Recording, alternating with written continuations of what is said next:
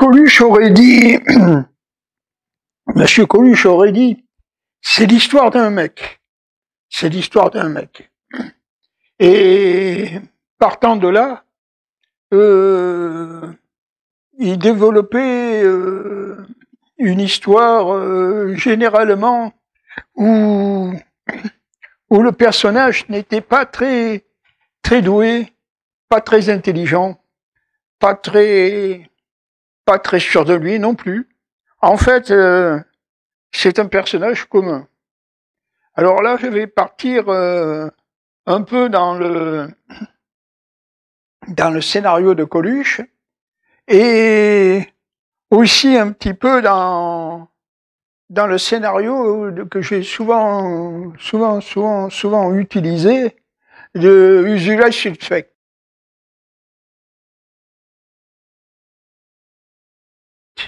C'est-à-dire, vous savez, ce film où il y a plusieurs suspects qui sont arrêtés et puis finalement, on ne sait pas trop ce qui s'est passé. Enfin, Usual Suspect, c'était un très bon film. Alors, si vous avez vu le film, ben évidemment, vous savez ce que je veux dire. C'est-à-dire que la fin du film est particulièrement réussie. Et là, c'est l'histoire d'un type, comme aurait dit le grand Coluche, que sa femme vient de décéder, il n'y a pas tellement longtemps, il y a un peu plus de 6 mois, il y aura bientôt 7 mois, mais on n'est pas encore aux 7 mois, on est à peine un peu plus que 6 mois et demi. Et ça fait maintenant peut-être 8-9 mois qu'il a causé avec sa femme et la réflexion, ou du moins pas la réflexion du tout, la déclaration de sa femme, c'est pas tout à fait une déclaration, c'est l'aveu que lui a fait sa femme, lui machine son esprit, machine, et vraiment il se pose, il peut difficilement retirer les confidences ou la confidence que lui a fait sa femme. Hein.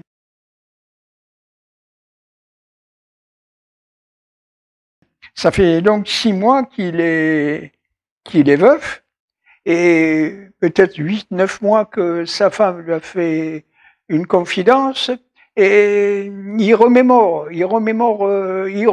sa vie, hein, il remémore sa vie jusqu'au mariage, hein, il remémore sa vie jusqu'au mariage et jusque dans les premiers jours les premiers mois, les premières semaines de son union, les premiers mois, et tout ça retourne dans sa tête, tout ça retourne. Il faut dire que c'est l'histoire d'un gars, comme aurait dit Monsieur Coluche, qui n'est d'abord pas très intelligent, hein, et il est au-dessous de la moyenne, et aussi pas très courageux, hein, pas très courageux. En fait, on pourrait presque dire, c'est l'histoire d'un pauvre mec, mais un pauvre mec qui donnera quand même une certaine leçon. Alors voilà, ce type, ce gars plutôt, pour employer l'expression de monsieur Coluche, vivait avec sa femme depuis plus de 40 ans, hein, il allait y avoir 41 ans, depuis 40 ans, et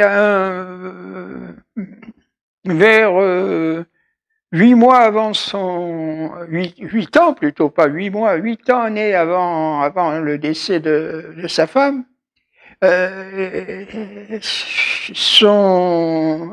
le frère de sa femme était décédé, un des deux frères de sa femme était décédé de la maladie d'Alzheimer, et elle, inquiète par le fait que son frère soit décédé de cette maladie, s'est demandé si elle risquait, s'il y avait d'autres membres de la famille qui risquaient d'être atteints de la maladie, et en effet, la maladie avait été diagnostiquée sur elle aussi. Donc, tous les deux étaient porteurs de la maladie.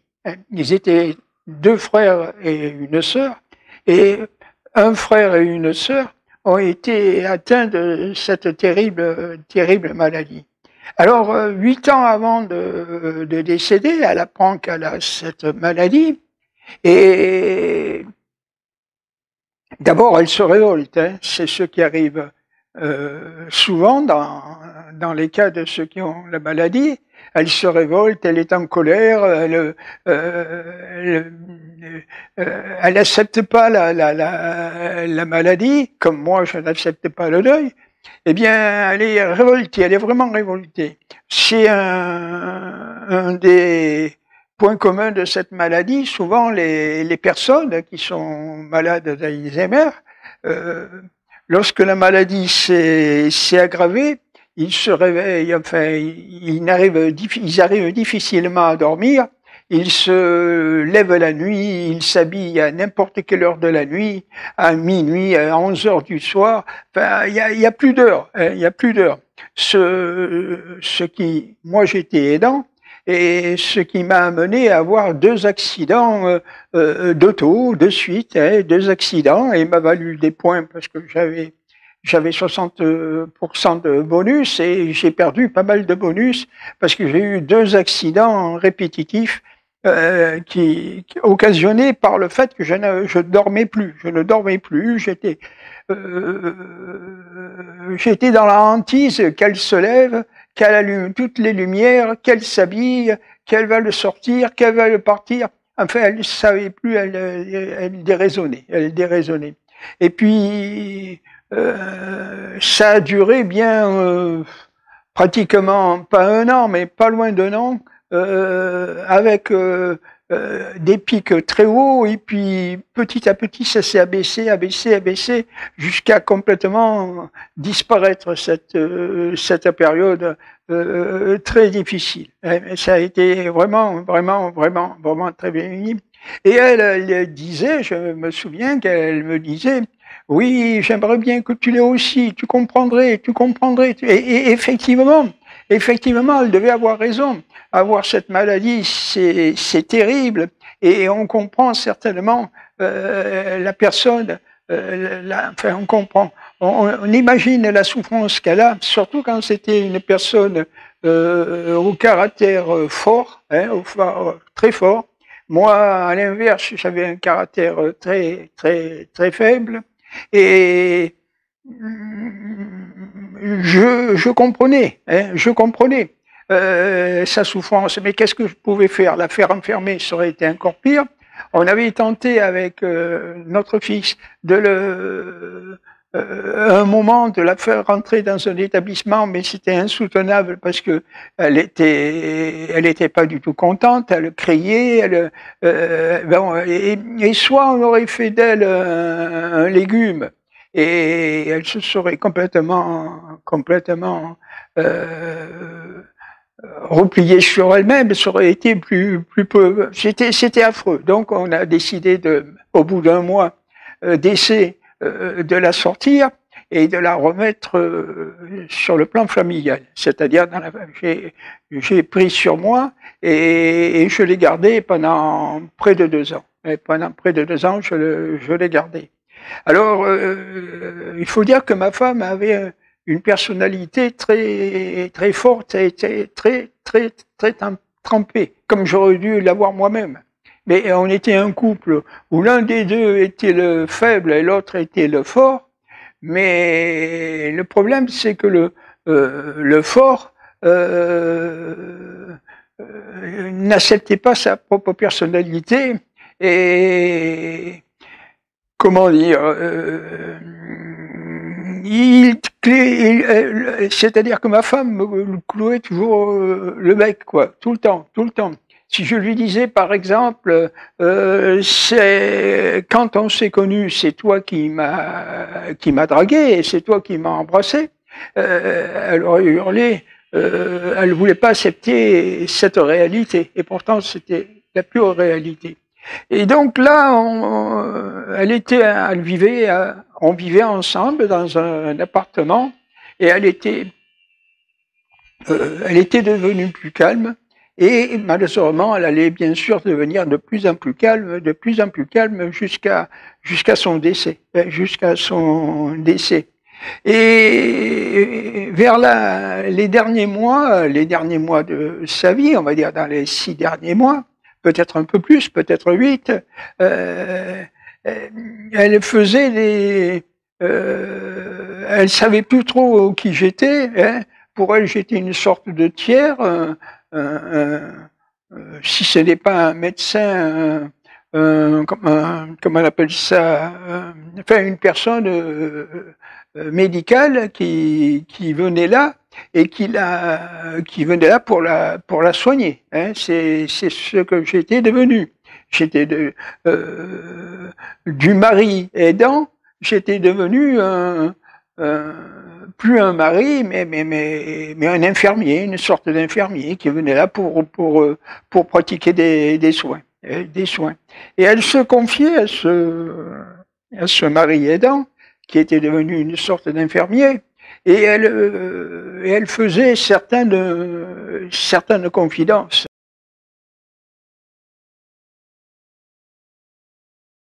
Certaines confidences. Alors le mari que j'étais, c'est-à-dire celui qui n'a jamais été à la hauteur, parce que certainement, et c'est compréhensible, elle me reprochait d'être pas à la hauteur. Hein. On vivait d'une façon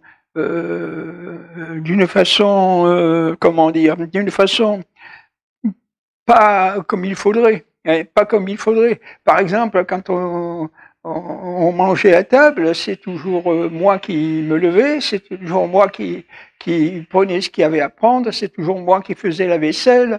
Mais ça n'a pas toujours été comme ça. Hein. Au début, c'était un schéma normal. Hein. On se levait à peu près moitié-moitié, ou plus souvent elle même que moi, et nous avions une vie plus plus équilibré. Hein.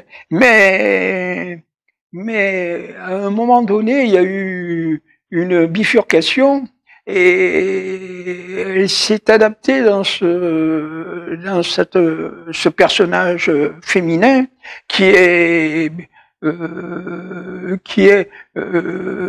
ne pas être soumise, mais d'être finalement quelque part de me dénigrer, hein, parce qu'elle se levait pas une seule fois, elle se levait pour prendre la moindre des choses qui manquaient, et on le disait pas, on n'en parlait pas tous les deux, mais je sentais bien que elle se levait pas, voilà, elle se levait pas. Alors s'il manquait quelque chose et que la personne se lève pas, c'est embêtant. Et je n'osais pas rentrer dans la confrontation, pas plus que quand elle m'a dit non, c'est pas vrai, c'est pas moi qui t'ai cherché, c'est pas moi qui t'ai embrassé, alors que c'était pertinemment elle qui m'avait cherché et qui m'avait embrassé. Cela dit, j'avais été très heureux parce qu'elle me plaisait beaucoup, hein, et jusqu'à la fin de sa vie, vous allez comprendre qu'elle m'a plu, et j'étais devenu, moi qui étais déjà un peu timide, un peu effacé, un peu refoulé, je suis devenu encore davantage, je le suis devenu encore plus. Hein. Je suis devenu une sorte de serviette mais elle se plaisait dans ce conditionnement, hein, dans cette nouvelle façon d'être. Alors, il est vrai qu'avec la maladie, cela s'est accentué, mais c'est pas dû à la maladie. Hein, c'est pas dû à la maladie, ça avait commencé depuis Nous avions 41, au moins 40 ans de mariage, on va dire, 40 ans de vie commune. Hein. Il y a eu une partie relativement neutre quand notre fils était venu au monde, hein, c'est-à-dire dans les 2 ou 3 ans du début. Hein. Il y a eu une partie relativement facile, un peu plus facile, disons. Et puis, elle s'est habituée à me dominer, elle s'est habituée à ce que je ne voyais rien, Comme tout être amoureux, l'amour rend aveugle, dit le proverbe, je crois. Eh bien, c'est vrai, j'étais complètement d'abord dominé, et ensuite aveugle. Bon, alors je me disais vers la fin de sa vie, quand la maladie était là depuis un certain temps, hein, c'est-à-dire, on va dire, 6 à 8 mois avant son décès, elle fit des confidences, et comme toujours, parce que c'est ma personnalité qui est comme ça, comme toujours, hein, je n'ai pas voulu accepter, ce qui était gros comme une maison, je n'ai pas voulu l'accepter. J'ai toujours refoulé le réel. Hein, j'ai toujours refoulé le réel. J'ai tort, c'est pas bien, c'est pas comme ça qu'il faudrait faire. Mais que voulez-vous? J'ai toujours refoulé le réel. Alors ces confidences, je les ai mis sous le paillasson et voilà, n'en parlons plus. Voilà, n'en parlons plus. Mais c'est pas parce qu'on dit n'en parlons plus qu'on n'en parlera plus. Hein. Alors, il est arrivé un moment où, comme dans le film Usual Suspect, je vous le disais tout à l'heure, et je l'ai déjà dit, ceux qui suivent mes vidéos savent ce que je veux dire,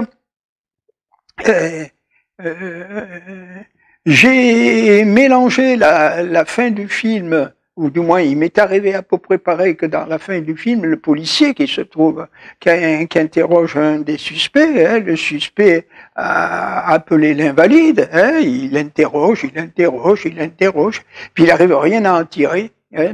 Moi, j'interrogeais des fois ma femme, où il se passait non pas des engueulades, mais des points de vue différents, discordants. Hein, et ça j'osais pas y revenir dessus parce que je ne suis pas courageux, mais il reste dans la mémoire profonde, hein, de l'être humain. Ces points de vue dissonants restent dans la mémoire, hein, et ils sont restés dans ma mémoire. Alors, comme dans la fin du film Usual Suspect, lorsqu'il laisse partir le suspect, hein, il lui dit, bon, il comprend qu'il ne peut pas en tirer davantage, il comprend surtout que l'heure d'interroger est passée, hein, d'interroger. Moi, l'heure d'interroger était passée aussi, puisque ma femme était décédée. Hein. Dans le film, c'est parce que le prisonnier qui est le suspect, du moins, pas le prisonnier, le suspect qu'on interroge, on ne peut plus l'interroger, donc il s'en va. Eh bien, moi, je peux plus interroger ma femme parce qu'elle est partie. Mais elle est partie au ciel, on va dire. Hein, elle est partie. Mais ça n'empêche que, comme dans le film, où il se dit, mais il m'a dit ceci, il m'a dit cela, il m'a dit ceci, il m'a dit cela.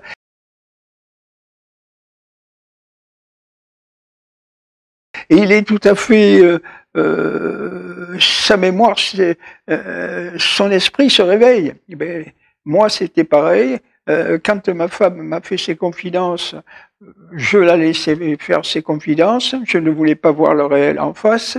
Et quand elle est partie, hein, comme dans le film, il est parti, la personne sort du bureau du policier et s'en va.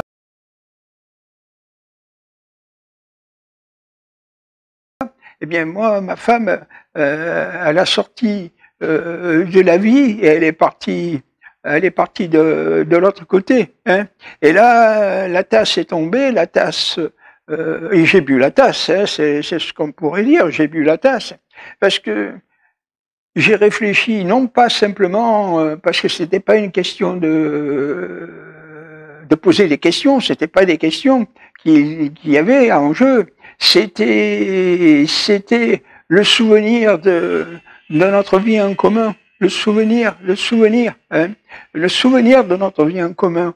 Je voyais certaines choses au moment du mariage. Je voyais d'autres choses au moment de notre vie commune.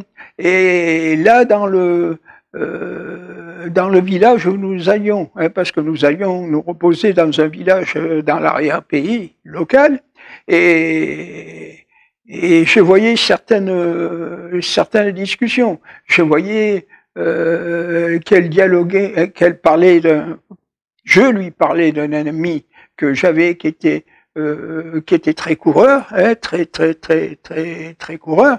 Et moi, je ne l'avais même pas vu. Enfin, je le voyais. On se voyait, on se disait bonjour. On était habitués. J'avais été à son mariage. J'avais été un des seuls à aller à son mariage. Et donc, je connaissais le garçon de façon assez proche. Hein. On se tutoyait, on se connaissait. Mais quand ce garçon avait on l'accusait d'être coureur. Et c'est vrai, il était très coureur, il était sans doute bel homme, moi je le voyais pas. Hein. Et quand elle parlait de lui, elle disait beau comme un dieu. Hein. Et alors que pour moi, il était ni beau, ni pas beau, il était commun, il n'existait pas, quoi. Je faisais pas attention à sa beauté physique, et quand elle parlait de lui, pareil que dans le village où quelqu'un avait dû quitter le village, ils y venaient ils s'étaient acheté une maison à retaper. Hein. C'était une vieille maison qu'il fallait retaper. Et normalement, il aurait dû la retaper et vivre là, enfin, prendre ses congés d'été, là, à cet endroit. Mais sa femme l'avait fait partir parce que, ça c'est ma femme qui me l'avait dit, oui, sans doute que sa femme l'a fait partir parce que il plaisait à d'autres femmes. Et moi, j'avais même pas vu qu'il était beau, j'avais même pas vu qu'il plaisait à d'autres femmes, j'avais absolument rien vu. C'était quelqu'un de très proche, de très aimable, et j'avais rien vu du tout. Hein, alors l'amour rend aveugle, c'est vrai que l'amour rend aveugle. Et donc, quand ma femme est partie, je le disais, ça a fait comme quand le suspect s'en va. Hein, là, le policier s'interroge et se dit putain, oh là là. Et là, c'est ce qui m'arrive. Mais le policier ressort à toute vitesse pour essayer d'attraper d'empêcher le suspect de s'en aller. Hein, mais non, hélas, il est parti. Et moi, je pourrais pas ressortir à toute vitesse pour empêcher ma femme de s'en aller. C'est trop tard. Elle est partie. Hein, elle est partie. Et alors, oui, c'est vrai. On pourrait même intituler cette vidéo c'est l'histoire d'un amoureux, quoi. C'est l'histoire d'un type qui était tellement épris, et qui est toujours épris, hein, d'ailleurs, parce que je n'ai jamais cessé d'être épris, je l'avoue. Hein. Si je regarde une photo de ma femme, hein, même lorsqu'elle est malade, et d'ailleurs encore plus lorsqu'elle est malade que quand elle n'était pas malade, je craque. Hein. Alors voilà, pendant tant d'années, j'ai vécu à côté d'une femme que j'accuse de rien et que je ne connaissais pas. J'ai vécu à côté, on était à côté, on se parlait, on se tutoyait. On a peut-être même eu un enfant ensemble, et je la connaissais pas. Hein. Alors, je pense pas être un saint, hein, et je dis pas être un saint. Mais quand même, c'est dur, c'est dur, c'est dur. Il y a deux choses qui sont dures maintenant. D'abord son décès et l'absence que ça provoque.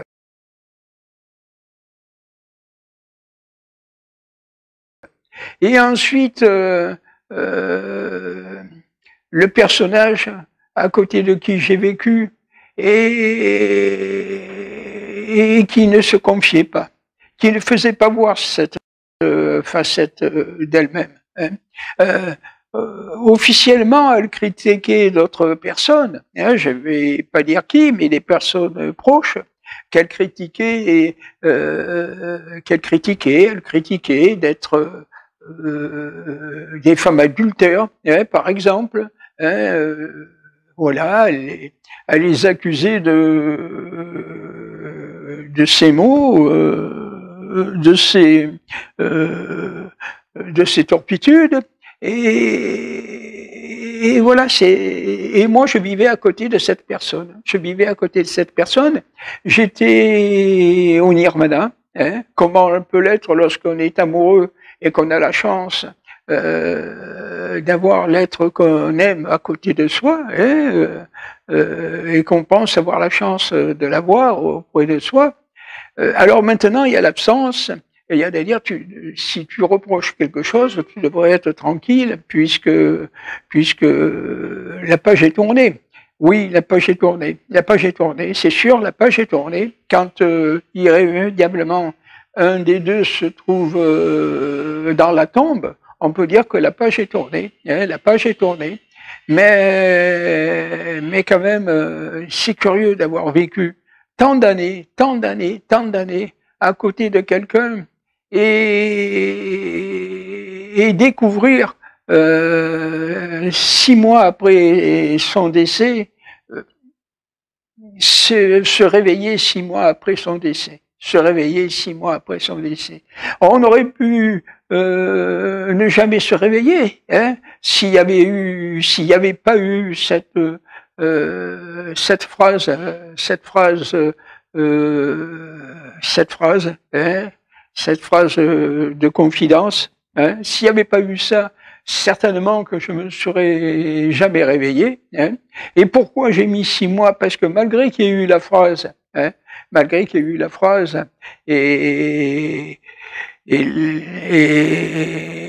malgré qu'il y ait eu la phrase, j'aurais pu ne jamais me réveiller, mais si on fait un peu comme dans le film Ursula Suspect, si on fait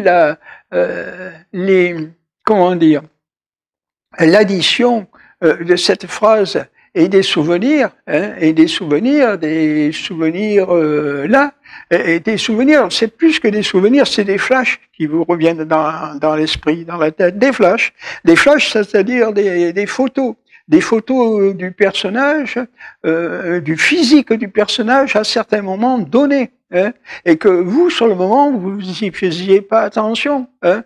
C'est vrai, sur le moment, j'y faisais pas attention. Enfin, j'y faisais attention, mais je voulais pas le savoir. J'y faisais attention, mais je voulais pas le voir. J'ai toujours été trop lâche, hein, pas assez courageux, trop lâche. Et quand je voyais quelque chose, je le mettais sous le paillasson. Je le mettais sous le paillasson pour pas rentrer en confrontation. Parce que si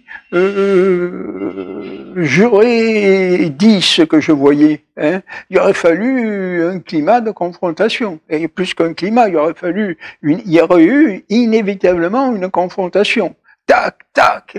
Et ça, pour rien au monde, je le voulais qu'il y en ait une de confrontation. Hein. Je voulais pas. Hein. Je préférais faire semblant de pas voir. Hein. Je préférais faire semblant de pas comprendre. Mais au bout de la vie, d'avoir fait semblant de pas comprendre, ça se serait peut-être plus ou moins arrêté là. Hein, plus ou moins arrêté là. Mais au bout de la vie, il y a eu cette confidence, hein, cette confidence, on pourrait presque dire cet aveu, Hein. Il y a eu ça presque au bout de la vie. Hein. C'est-à-dire 6 à 8 mois avant son décès, il y a eu cette confidence qui fait, bien sûr, si vous en parlez, on va vous dire, ah, c'est la maladie, c'est Alzheimer mais pas du tout, pas du tout. Les événements passés, hein, les photographies qui restent du passé, pas les photographies prises avec un appareil, les photographies dans le cerveau, hein, c'est-à-dire ces images qui vous restent de certains moments, hein, et qui sont là, hein, qui sont là, hein, qui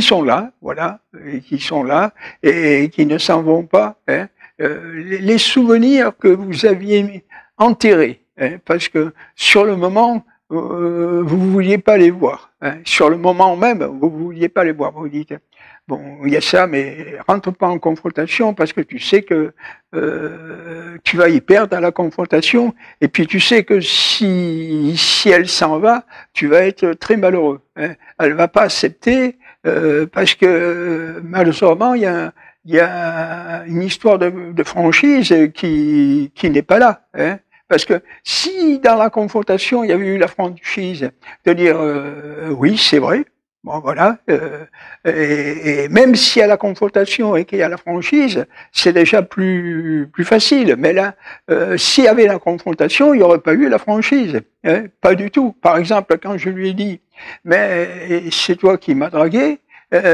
comment j'ai arrêté de parler. Que c'était elle qui m'avait dragué. J'ai complètement arrêté. J'ai fait comme si c'était imaginaire, comme si je m'étais trompé, alors que je m'étais pas trompé. Hein.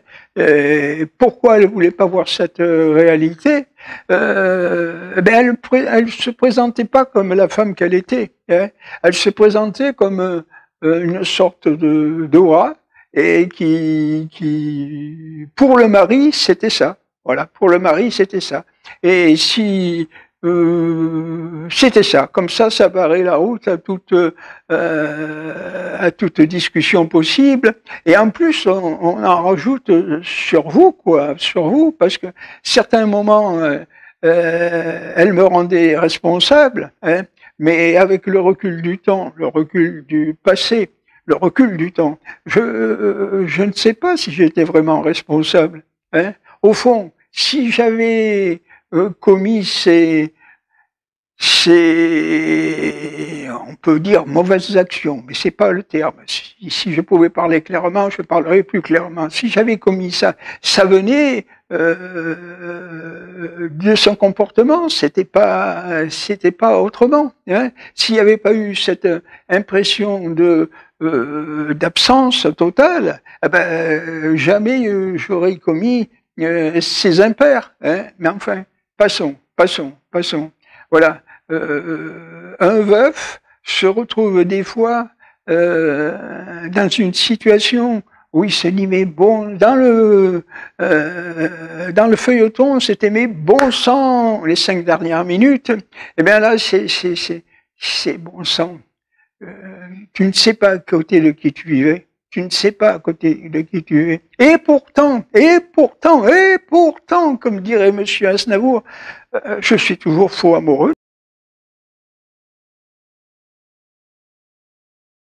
de ma femme. J'en suis toujours fou. Ce n'est pas la critiquer que développer sa personnalité complexe. Ce n'est pas la critiquer. La critiquer, c'est dire du mal de quelqu'un. Mais dire du mal, c'est tout. Dire du mal avec une certaine animosité. Moi, je n'ai pas d'animosité.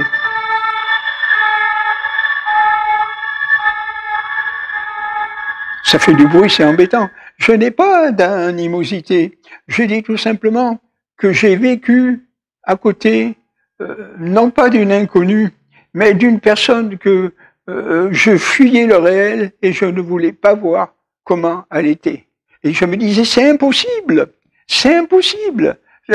tout ça n'arrive qu'aux autres. Hein. Il y a certaines vidéos qui vous disent que tout ça n'arrive qu'aux autres. Eh bien là c'est pareil, hein, ça n'arrive qu'aux autres. Hein. Et quand vous la prenez quand vous la prenez, c'est... Alors, je dois dire, non pas pour ma défense, mais pour... non pas pour m'apitoyer, que les deux... enfin, bon, c'est dur à dire parce que ça se rapprocherait trop du réel et trop du vrai aussi. Mettons qu'il y ait eu une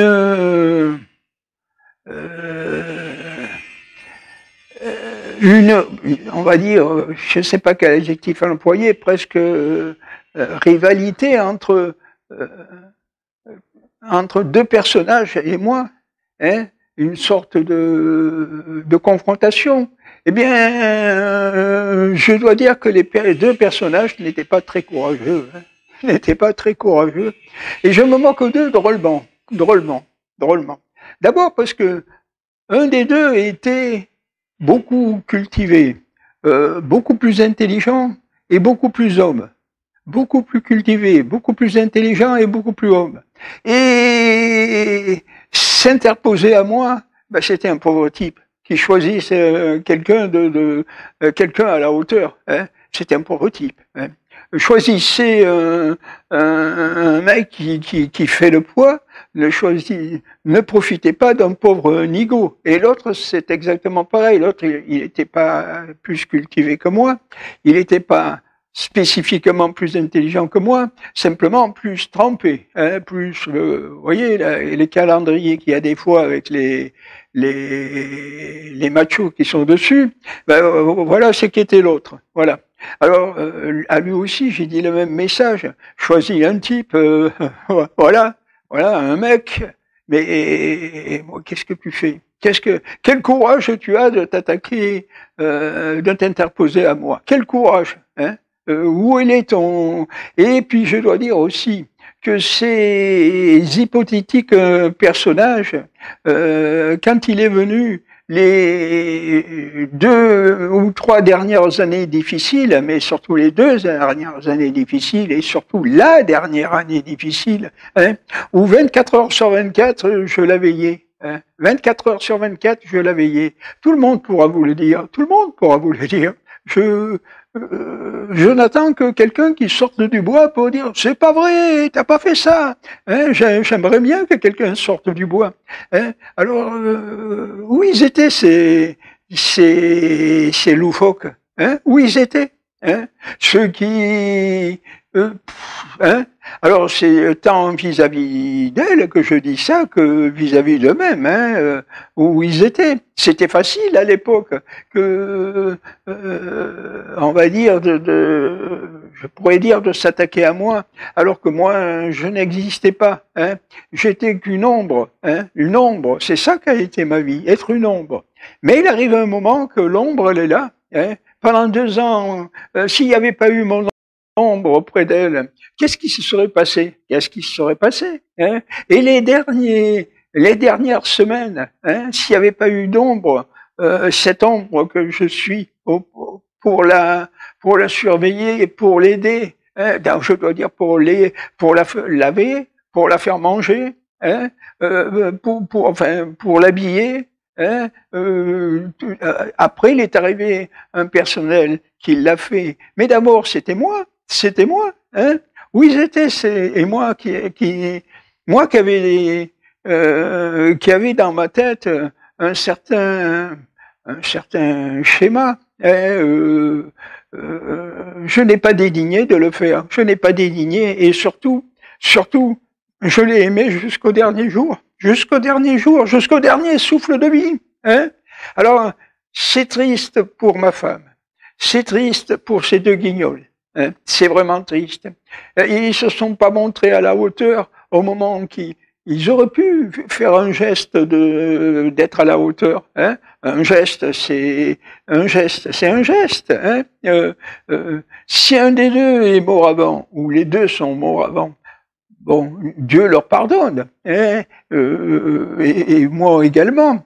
Mais si les deux étaient là et qu'ils entendaient, un des deux était là, en tout cas, hein, quand il nous a vus dans le cabinet médical, il était dans un coin, une sorte de caniveau. Il était là, il s'étirait là. Il n'est pas sorti pour serrer la paluche. Hein, il n'est pas sorti. Hein, et on l'a pas entendu. Il était comme ça. Hein, où il était ce personnage? Hein, et l'autre, il faisait le malin lorsqu'il était en activité et lorsque la relation était proche. Hein, mais maintenant, je l'ai pas vu. Pourtant, ça s'est su. Ça s'est su que ma femme était décédée. Ça s'est su que son mari l'a gardée. Ça s'est su. Hein. Où ils sont ces deux personnages? Hein, ils sont imaginaires, hein, bien sûr, bien entendu. Mais vous voyez un peu un roman comme ça, hein, à la fin du roman, c'est bien triste, c'est bien triste, c'est bien triste, c'est bien triste. Alors, on pourrait dire avec la chanson, avec le temps va, tout s'en va. Hein, c'est vrai, tout s'en va. Même les illusions, les illusions. Hein. On a des illusions, c'est formidable d'avoir des illusions, mais quand on perd ses dernières illusions, mais sachez que malgré qu'on puisse perdre les illusions, on ne puisse pas perdre l'amour qu'on a pour la personne. Et ça, cet amour, je l'ai toujours. Je l'ai toujours. Le problème, c'est qu'il a été sali il a été sali, oui. Il a été sali par deux profiteurs et une personne qui cède. Hein. Deux profiteurs et une personne qui cède. Hein. Je ne sais pas jusqu'à quel point c'est une personne qui cède, parce que moi, quand je l'ai connue, c'est pas moi qui ai cédé, enfin c'est moi qui ai cédé, oui, et c'est elle qui a fait les avances, hein, c'est elle qui a fait les avances, et c'est ma femme qui est sortie avec moi, hein, c'est ma femme, c'est moi qui suis sorti avec ma femme, du moins. Hein, c'est-à-dire, c'est elle qui m'a embrassé, c'est elle qui a été qui a tramé, hein, c'est elle. Mais si vous lui disiez vraiment, elle voulait pas, non, elle voulait pas. Et pourtant, ça s'est passé comme ça. Alors là, j'espère que la sonorité aura été meilleure, parce que il y avait des problèmes avec la sonorité. Merci.